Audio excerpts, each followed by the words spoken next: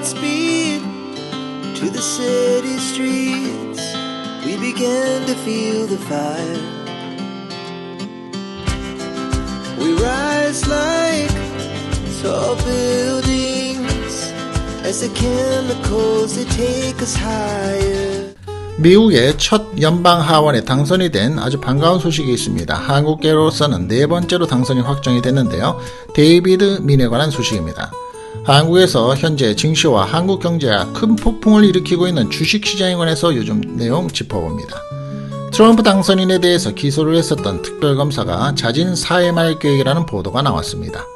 전세계 전기차 판매 1위의 중국 전기차가 한국에도 판매를 하고 나서겠다라고 발표를 했습니다. 경제력 때문에 연상의 여성과 결혼이 늘어나고 있는 나라가 있습니다. 사이코패스의 성향이 강한 사람들은 고통을 잘 참는다라는 연구 결과가 나왔습니다. 한국에서는 본인이 늙었다라고 인식하는 경우가 겨우 4%에 불과하다고 합니다. 한국인은 은퇴 후에도 90% 이상이 일하고 싶어 한다고 하는데요. 그 이유가 왜 그럴까요? 3년 동안 아이가 생기지 않은 부부가 있었습니다. 그런데 병원의 진단 결과 알고 보니 충격적인 결과가 나왔습니다. 여러분들 화장실에 오래 앉아 있으신 분들 많을 텐데요. 특히 핸드폰 사용하시는 분들이 많을 텐데 절대로 오래 앉아 있으면 안 되는 이유, 꼭 알아야 될 이유 함께 짚어봅니다. 오늘도 전 세계에서 일어나고 있는 경제, 정치, 시사상식에 관한 시간입니다. 반갑습니다. 11월 14일 목요일입니다. 오늘도 함께 해주신 여러분들께 대단히 감사드립니다. 늘 바쁜 와중에도 함께 해주시는 여러분들께 진심으로 감사드리고요. 여러분들은 정말 좋은 분들입니다. 자, 오늘 영상도 여러분들에게 헛되지 않은 시간이 함께 하시길 바라고요. 첫 번째, 전 세계에서 또 일어난 일이 어떤 일들이 있는지 짚어보겠습니다. 첫 연방 하원의 당선 소식부터 짚어야 되겠습니다. 한국계에서는 네 번째로 당선이 확정이 됐는데요. 이름은 데이비드 민입니다. 13일 워싱턴 포스트 미국의 소리 등에 따르면 민 의원은 캘리포니아주 47선거구에 민주당 하원 의원 후보로 출마를 해서 승리를 했습니다. 개표 시작 후에 민 의원은 공화당의 스캇 보 후보와 초접전을 지속했는데 이 보 후보가 전날 패배를 승복하면서 당선이 확정이 됐다는 겁니다. 뉴욕타임즈에 따르면 89%의 개표 기준 민 의원은 16만 4,372표로서 50.9%를 득표했고 보 후보는 15만 8,460표로서 49.1%를 얻었습니다. 민 의원은 1976년생입니다. 한국계 이민 가정 2세이고요. 하버드 대학교의 로스쿨에서 박사학위를 받았으며 2020년 주 상원에 입성을 했습니다. 민 의원은 이번 연방의회의 선거에서 승리한 네 번째 한국계 미국인이 됩니다. 앞서서 앤디 킴 민주당 소속의 뉴저지 하원 의원이 같은 주 상원 의원을 당선하는데 확정을 했었고요. 메릴린 스트릭랜드 민주당의 워싱턴 출신으로서 하원 의원과 영 킴 공화당 캘리포니아 하원 의원도 당선이 된 상황에서 또 반가운 소식, 앞으로도 계속해서 이민 2세들의 미국의 정계 진출 그리고 경제계에 또 이름을 날릴 수 있는 그런 일들이 계속 많겠죠. 우리의 프로의 한인들 또 한국계 미국인들의 승승장구하는 모습을 응원해 봅니다. 한국의 증시가 지금 굉장히 난리죠. 한간의 얘기들은 이 전쟁이 난 거 아니냐라는 얘기까지 나오고 있습니다. 그만큼 지금 아주 안 좋은 상황입니다. 그리고 전 세계적으로 지금 한국의 주식시장이 가장 안 좋습니다. 한국 경제에 큰 폭풍우를 일으키고 있는 요즘 분위기를 짚어보겠습니다. 도널드 트럼프 미국 대통령의 당선인의 재집권에 따른 충격이 한국 경제에 아주 큰 폭풍을 일으키고 있다고 하는 겁니다. 트럼프 2기 행정부가 취할 아주 강력한 자국 우선주의 기조가 가뜩이나 우리나라 같은 경우처럼 수출 의존도가 높은 한국 경제를 더욱 강하게 타격할 것이라는 전망이 나오면서 이 한국 내 금융시장이 거대한 한파가 몰아치고 있는 겁니다. 옛날부터 그런 얘기를 했었죠. 미국에서 재채기를 하면 한국은 감기가 걸린다. 이런 이 비유가 어찌 보면은 요즘 같은 상황이 되는 게 아닌가라고 저는 개인적으로 좀 생각을 해봅니다만, 자영업 경기 등 내수가 침체된 가운데 일자리 사정도 크게 악화가 됐습니다. 고환율이죠. 1,406원 뭐 이렇게 지금 가고 있는 상황에서 수입 물가가 뛰고 금리 인하가 지연될 가능성이 커지면서 신삼고라는 건 뭐냐면 고환율, 고금리, 고물가를 얘기합니다. 이 삼고위기가 다시 찾아올 조짐마저 나타내고 있는 겁니다. 한국 내 증시에서는 트럼프의 자국 우선주의의 기조가 한국 경제에 취약한 부분을 자극하면서 외국인 매도세가 강하게 이어지고 있습니다. 외국인은 이날도 6천억 원어치의 이상을 순매도하는 등 이번 달 들어서 13일까지 코스피에서 1조 5천억 원의 주식을 팔아치웠다고 합니다. 외국인의 주식 매도는 외환시장에서 원달러 환율의 상승을 더욱 부채질하고 있고요. 전문가들은 한국 내 증시의 문제가 정부의 일회성 부양책으로는 해결되기가 어려운 상황이며 이번에 트럼프 쇼크를 계기로 한국 경제의 구조적인 취약점이 드러났다라는 평가를 하고 있습니다. 미국 등 각국의 보호무역주의의 강화로 인해서 제외 의존도가 유난히 높고 우리 대한민국은 어떤 수출만 가장 강한가요? 바로 반도체하고 자동차 시장입니다. 이 두 가지밖에 없죠. 이것에 편중이 된 한국 기업들의 이익 전망이 장기적으로 악화할 수밖에 없다는 겁니다.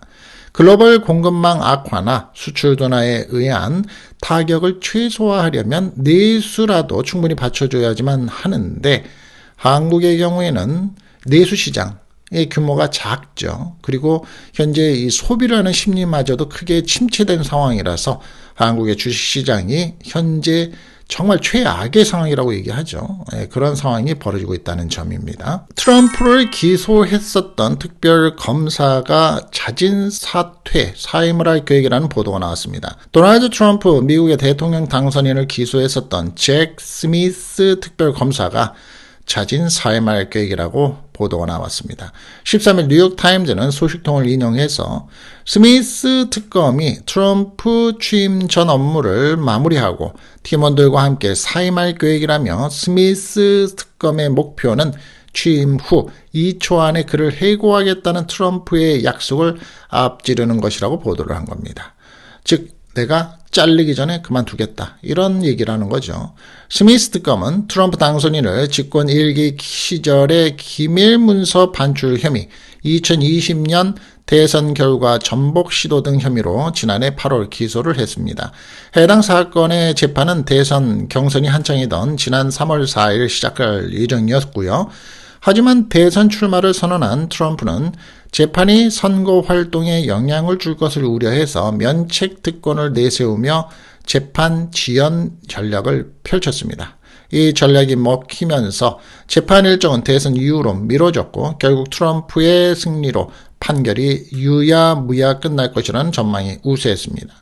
트럼프 당선인은 선거운동 당시 특검 기소가 정치적인 탄압이라고 주장을 하면서 대선에서 승리를 하면 특검을 2초 안에 해고하겠다라고 경고를 했었습니다. 뉴욕타임즈는 스미스 특검이 법무부와 트럼프에 대한 연방소송을 종식할 방법을 협의 중이라고 전하고 있고요.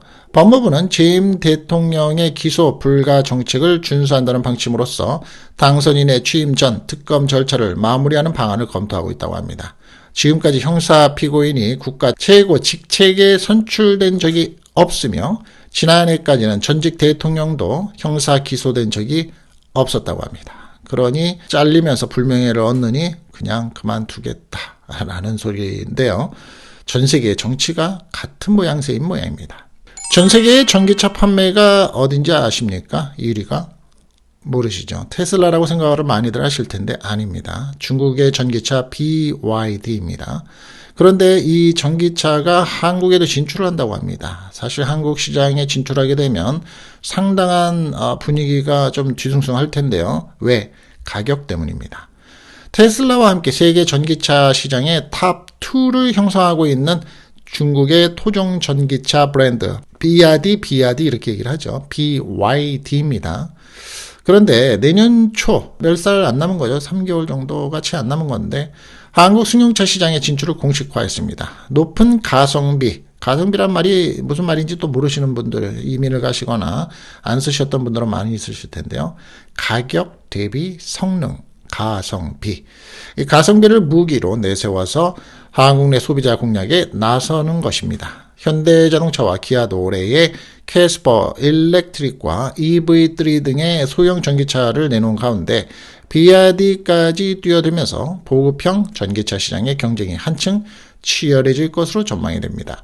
13일 BYD 코리아는 국내 시장에서 승용차 브랜드 출시를 위한 검토를 끝내고 국내 출시를 공식화합니다 라고 밝힌 겁니다. 2016년 한국 내 상용차 시장에 진출한 지 8년 만에 승용차 시장에도 도전장을 내민 겁니다. BYD는 올해의 아토3, 실, 돌핀 등 자사 차량을 국내에서 판매하기 위한 정부 인증 절차에 들어갔음에도 그동안에 한국 내 진출에 대한 확답을 내놓지 않았었습니다. BYD가 국내에서 자리를 잡을 수 있을지에 대해서는 자동차 업계에서는 아직까지 의견이 엇갈리고 있다고 합니다. 왜냐하면 BYD에 대한 긍정평가하는 사람들은 글로벌 경쟁력을 꼽고 있고요. 가격이 싸죠. 한국 자동차에 비해서 대략 1,000만 원에서 1,500만 원 정도가 싸다고 합니다. 굉장히 옵션도 다양하게 들어있고 프리미엄이 대부분 기본으로 들어있다고 하죠.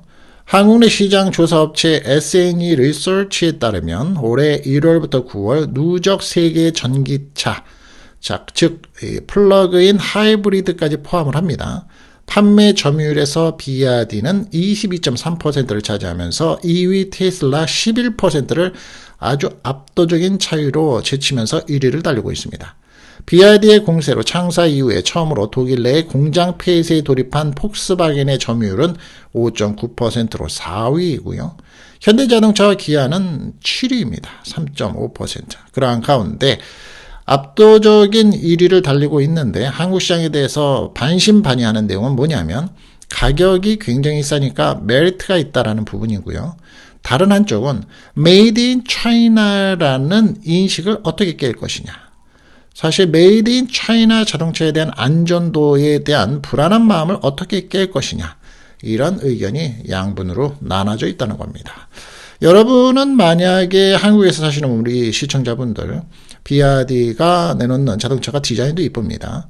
프리미엄 옵션이 기본으로 들어갑니다. 가격이 또 1,500만 원이 쌉니다. 어떻게 하시겠습니까? 사시겠습니까? 아니면 남들 사는 거 보고 결정하시겠습니까? 경제력 때문에, 즉 돈 때문에 연상의 여성과 결혼이 늘어나고 있는 나라가 있습니다. 바로 일본입니다. 공동 경제 활동을 원하는 젊은 세대가 증가를 하면서 남편보다 나이가 많은 연상 아내의 비율이 점점 커지고 있다는 겁니다. 남편은 연상, 아내는 연하라는 결혼에 대한 고정관념이 변화하고 있다는 증거죠. 그런데 이 과정에서 조건에 맞는 상대를 찾는 것이 더 어려워져서 결혼 지연에 따른 이에 따른 저출산 문제가 심각하다는 우려도 나오고 있습니다. 13일 아사히신문 등에 따르면 후생 노동성이 작성한 인구 동태 통계에서 2023년 초혼 부부 중에 24.8%가 아내가 연상인 경우로 나타났습니다. 10쌍 중에 2.5쌍이 해당이 되는 거죠. 자, 이 수치는 1970년 10.3%부터 꾸준히 증가를 해서 작년에 역대 최고치를 기록했고요. 니세이 기초연구소가 통계를 분석한 결과를 보면 20대 남성층에서 연상 아내 비율은 30%를 넘어섰습니다. 이 연구소의 이 한 수석 연구원은 이렇게 얘기합니다. 남성이 여성을 부양하는 형태의 결혼은 줄어들고 있습니다. 라고 설명을 합니다. 이 같은 의식의 변화는 여성 연봉에서도 나타나는데요. 2022년 취업 구조 조사를 보면 30대 여성의 경우 연봉이 대략 150만 엔, 현재 환율로는 1,300만 원에서 999만 엔, 대략 9천만 원까지는 미혼율이 40%로 전으로서 비싼 수준을 유지하고 있다고 합니다. 그러다가 1,000만 엔을 넘으면 미혼율이 30% 이하로 크게 떨어지는 것으로 나타났다고 합니다. 즉, 이는 고소득 여성이 결혼하기 어렵다는 과거의 통념이 더는 유효하지 않고 있음을 보여준다라고 아사히는 설명을 하고 있는데요. 남성과 여성 모두 경제력을 추구하는 경향이 강해지면서 결혼 및 출산 자체가 늘지 않는 부작용이 나타난다는 지적도 있습니다. 조건에 맞는 상대를 찾기가 그만큼 어려워지기 때문에 결혼, 출산이 지연된다는 겁니다. 그러므로써 남성들은 돈을 잘 벌고 모성애를 느낄 수 있고 안정적인 여성을 상대로 결혼이 증가를 하고 있다. 연상의 여인, 밥 잘 사주는 누나, 이런 거죠. 고통을 잘 참는 성격의 사람들이 사이코패스 성향이 강하다고 하는 내용이 나왔는데요. 한번 또 상식적으로 들어보시죠. 고통을 잘 참는 사람과 사이코패스의 성향 간의 연관성을 밝힌 연구가 나왔는데요. 11일 영국의 데일리 메일 등에 따르면 네덜란드 라드바우드 대학의 디마나 아타나소바 박사팀은 고통을 잘 참는 사람들일수록 사이코패스일 확률이 높다는 연구 결과를 발표한 겁니다. 연구팀은 사이코패스의 성향을 보인 참가자들이 고통을 잘 참고 고통스러운 경험으로부터 무언가를 학습하는 능력은 부족한 것으로 나타났다라고 설명을 합니다. 일반적으로 사람들은 부정적인 경험을 통해서 자신의 행동을 변화를 보이는데 사이코패스의 성향을 가진 사람들은 고통을 쉽게 무시하고 같은 행동을 반복하는 경우가 많다는 겁니다. 연구진은 사이코패스의 성향과 고통 감내 능력 간의 연관성을 확인하기 위해서 두 가지 실험을 진행했는데요. 먼저 실험 참가자 106명은 자신의 공감 부족 능력, 충동성 등 사이코패스 성향을 평가하는 설문지를 작성했습니다. 이후에 이들은 팔에 전극을 부착하고 점차 강도가 높아지는 전기 충격을 받았다고 합니다. 연구자들은 참가자들이 고통을 처음 느끼는 지점과 견딜 수 있는 최대의 강도를 기록했는데요. 그 결과 사이코패스 성향이 높은 참가자들은 전기 충격을 받고도 같은 카드를 반복해서 선택했다는 겁니다. 이것은 부정적인 결과나 고통을 경험한 후에도 기존의 신념이나 행동 패턴을 쉽게 버리지 않고 이전 상태로 되돌아가는 심리적 성향인 이른바 신념 재설정 현상이라고 연구진은 설명을 하고 있습니다. 연구진은 이러한 결과가 고통을 잘 참거나 쉽게 무시하는 성향이 사이코패스 성향과 연관이 있다라고 전하고 있습니다. 고통을 견뎌내는 게 무조건 긍정적인 것은 아니며 고통을 덜 느끼거나 쉽게 무시하는 것이 특정 성향의 위험성을 설명하는 데 중요한 단서가 될 수 있다라고 설명을 하고 있는 겁니다. 그럴까요? 우리 인생을 좀 많이 사신 시청자분들 가만히 생각해 보면 연관성이 있어서 좀 더 그러한 성향이 있는 사람이 그러한 문제점을 가지고 있을 것 같은 생각이 드시나요? 어떠십니까? 한국에서는 본인이 늙었다라고 인식하는 경우가 4%밖에 안 된다고 합니다.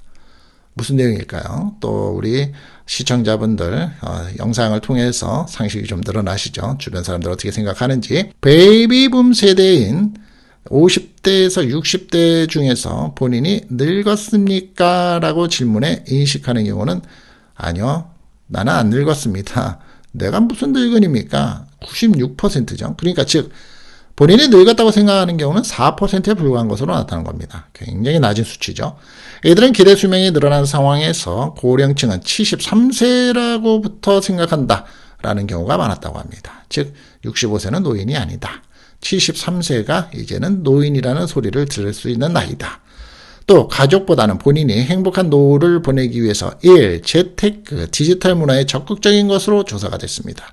13일 하나금융연구소는 금융자산 1억 원 이상을 보유한 50대에서 60대 1000명을 대상으로 수행한 설문조사 결과를 토대로 작성한 50, 60 시니어 더 넥스트 라이브 보고서를 공개했는데요. 보고서에서는 현재 5060 세대가 73세 이상은 돼야 노인이라고 생각을 하고 있다라고 밝힌 겁니다. 이들은 10년 전 5060 세대와 비교해서 외모와 건강이 더 젊어졌고 대략 퍼센트는 69%나 됩니다. 그렇게 인식을 하고 있다고 합니다. 그런데 반면에 나도 이제 늙었다는 생각이 든다는 동의의 비율은 4%에 그친 겁니다. 자, 그렇다면 한국의 기대 수명은 2021년 기준 83.6세로서 OECD 회원국의 평균 80.3세보다도 높습니다. 연구소는 기대 수명의 증가로 고령자라고 인식하는 나이 기준이 상향되고 실제 나이 대비 삶의 방식이 젊어졌으며 노후 준비에 대한 필요성도 더욱 높게 인식하고 있다고 분석을 한 겁니다. 응답자 중에서 63%는 나이가 들어가면서 관심사, 취미, 여유를 즐길 수 있는 물질적, 시간적 여유가 있음을 긍정적으로 받아들이면서 자기 발전을 추구하는 모습을 보였습니다. 오히려 노약자석, 요금 할인 등 경로 우대 혜택을 누릴 수 있어서 좋다라는 응답률은 15%에 불과한 겁니다. 즉, 내가 지하철을 tas을 때 경로 우대석에 앉는 일은 노인들이나 하기 때문에 난 늙지 않았어 라고 생각하니까 안 앉는다 라는 거겠죠. 자, 또 하나 재밌는 소식 하나 짚어보죠. 한국 사람들은 은퇴 후에도 90% 이상이 일하고 싶어 한다고 합니다. 왜 그럴까요? 10명 중 9명은 은퇴 이후에도 일하고 싶어하는 것으로 조사가 됐습니다. 취업 포털 사람인은 성인 4,056명을 대상으로 정년 후, 즉 은퇴 후죠. 근로 의향을 설문조사한 결과 87.3%가 나 계속 일하고 싶습니다 라고 답을 했습니다. 은퇴하지 않고 일을 하려는 이유로는 연금과 저축만으로는 생계가 곤란할 것 같아서가 58.6%로 가장 많았으며 추가 여유자금 마련을 위해서가 30.6%, 적당히 소일거리로 삼기 위해서가 29.3%, 부양을 계속해야 해서가 20.2% 등이 뒤를 이었습니다. 자, 이것은 은퇴 이후에 고정수익이 사라지는 데다가 수년간 물가가 급등한 영향까지 더해져서 생계 유지 등을 위한 자금 마련을 위해서 재취업에 눈을 돌리고 있는 것으로 보입니다. 저는 개인적으로 여기에서 하나를 동의합니다. 물론 다른 것도 부정하는 건 아닌데 은퇴 이후에 고정수익이 사라진 데다가 은퇴 이후에 수년간 물가가 급등한 영향, 그렇기 때문에 내가 계획을 잡을 때, 내가 계획을 세울 때에 60대의 물가 계산이 안 되는 거죠. 저는 여기에 좀 동의를 하는 편입니다. 정년을 한 후에 근로시 희망연봉 기준은 평균 4,413만 원, 세금 전의 기준이었고요. 마지막까지 일하고 싶어하는 나이는 평균 72.5세였습니다. 자, 그러니까 마지막에 평균에 일하고 싶어하는 나이가 72.5세니까 앞서 말씀드린 것처럼 한국 사람들이 생각하는 노인의 기준은 73세부터를 얘기하는 거겠죠. 어떻게 보면 이게 매치가 되는 거죠. 3년 동안 아이가 생기지 않은 부부가 있었습니다. 그런데 알고 보니 충격적인 결과가 나왔는데 이것도 우리가 좀 상식적으로 이런 사람들이 있다는 걸 좀 알아두시면 좋을 것 같아요. 3년 동안 아이를 갖기 위해서 노력한 부부가 병원에서 충격적인 진단을 받은 사연이 전해졌습니다. 9일 태국의 온라인 매체 사누군 동갑의 아내와 결혼한 중국의 한 30대 남성의 사연을 전했는데요. 남성은 아내와 결혼한 지 3년이 됐지만 아이를 갖지 못했습니다. 초반에는 둘 다 젊고 건강했기 때문에 병원을 찾지 않았지만 3년이 지나도록 임신하지 못하자 결국 두 사람은 병원을 찾아서 검사를 받았습니다. 매체는 이후에 아내와 초음파 검사를 받은 남성이 충격적인 사실을 전해 들었습니다. 라며 그 소식은 바로 해당 남성에게 고환이 없고 자궁이 발견됐다는 것이라고 전합니다. 남성은 선천성 부신 과다 형성증, 어려운 말인데요. 선천성 부신 과다 형성증을 앓고 있었던 것인데요. 이것은 특정 효소가 결핍이 되면서 호르몬이 불균형해져서 태아의 성기 발달 장애와 색소 침착, 염분 소실 등의 증상이 나타나는 유전 질환이라고 합니다. 결국 해당 남성은 남성 생식기를 복원하기 위한 수술을 받았으며 호르몬 조절을 위한 다양한 치료를 받는 것이라고 전해졌습니다. 한편 의학계 기록에 따르면 전 세계에서 남녀 한몸증과 같은 선천성 희귀 병태를 가진 신생아의 사례가 보고된 것은 400건이라고 합니다. 남녀 한몸으로 공통으로 한 개체에서 남성과 여성의 생식소, 즉 여성의 난소와 남성의 고환을 모두 갖추고 있는 사람을 말하지만 진성과 가성으로 나뉜다고 합니다. 진성이라는 것은 난소와 정소를 모두 갖고 있어서 여성과 남성의 기능을 모두 할 수 있지만 대개는 정자를 생산하지 못한다고 합니다. 이런 거 들어보셨습니까? 즉 남녀 한 몸을 가진 상태로 태어나는 경우, 네. 또 호르몬의 영향으로서 고환이 만들어지지 않는 경우, 뭐 이런 경우입니다. 자, 요즘에 주변에 이런 사람들이 많이 있습니다. 저희 가족 중에서도 있습니다. 절대로 화장실에 오래 앉아 있으면 안 되는데 오래 앉아 있는 거 하지 말아야 된다고 합니다. 저희 집에 식구 하나도 기본 30분은 앉아 있으니 매일 잔소리를 해야 되는데 말입니다. 화장실에 너무 오래 앉아 있으면 치질 위험이 높아져서 화장실에 휴대폰, 책 가져가지 말고 10분 내에 일어나는 게 가장 좋다고 합니다. 화장실까지 휴대폰을 가져가는 사람들이 아주 많죠. 그러다 보면 3분이면 끝날 볼일이 10분, 15분이 되기 쉽습니다. 하지만 전문가들은 변기에 너무 오래 앉아 있는 것이 건강에 해로울 수 있다고 우려를 표하고 있습니다. 미국의 텍사스 대학교 사우스웨스턴 메디컬 센터의 대장 항문외과 전문의의 박사는 이러한 행동이 치질 위험을 높이고 골반 근육을 약하게 할 수 있다고 경고했습니다. 또한 변비 등의 문제로 병원을 찾는 환자를 진료할 때 중요하게 살펴봐야 할 것 중에 하나가 화장실에 너무 많은 시간을 보내는 건 아닌가 하는 점이라고 말을 합니다. 우리가 보통 알고 있었던 건 치질 위험이죠. 그런데 그보다도 더 우리가 좀 알게 되는 일은 골반 근육을 약하게 할 수 있다는 겁니다. 뭐라고요? 골반 근육을 약하게 할 수 있다는 거. 화장실에 너무 오래 앉아 있으면 어떤 문제가 생길 수 있을까? 미국의 CNN에서 소개한 내용을 토대로 제가 한번 말씀을 드리면 오래 앉아 있으면 치질 위험이 높아져서 5분에서 10분이 적당하다고 합니다. 미국 뉴욕에 있는 스토니 브룩 대학교의 의대 염증성 질환센터 소장인 파라 몬주로 박사는 화장실에서 보내는 시간은 평균 5분에서 10분 정도여야 한다라고 말을 합니다. 몬주로 박사는 변기는 가운데가 뚫린 구조라서 앉으면 엉덩이가 눌리면서 직장이 낮은 위치에 있게 된다며 그동안 아래로 끌어당기는 중력으로 인해서 압력이 증가하고 혈액순환에 영향을 미칠 수 있다고 설명을 합니다. 이렇게 되면 항문과 직장 하부 주변의 정맥과 혈관이 비대해지고 혈액이 충혈되어서 치질 위험이 높아진다는 겁니다. 골반 저 근육이 약해지고 직장 탈출증이 생길 수도 있다고 합니다. 무리해서 힘을 주는 것도 치질 위험을 높이는데요. 변기에 앉아서 휴대폰을 보다 보면 시간 가는 줄 모르고 있을 때가 많은데 그 시간 동안 근육이 긴장된 상태를 계속해서 유지하게 되고 이것은 항문을 비롯한 기관과 골반 저근육에 좋지 않다라고 박사는 설명을 하고 있습니다. 이 몬주로 박사는 변기에 너무 오래 앉아 있으면 직장 탈출증도 위험도 증가를 하고 우리가 한국에서 이런 얘기를 많이 하죠. 탈장. 그죠? 그렇게 높아질 수 있다고 지적을 하고 있는 겁니다.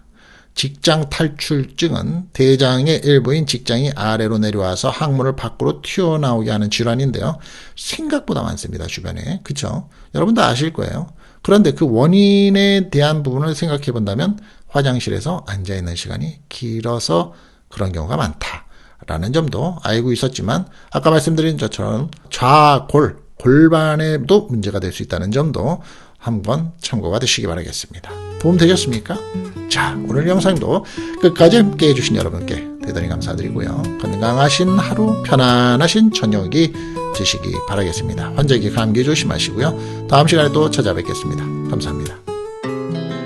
Our hearts beat to the city streets. We began to feel the fire.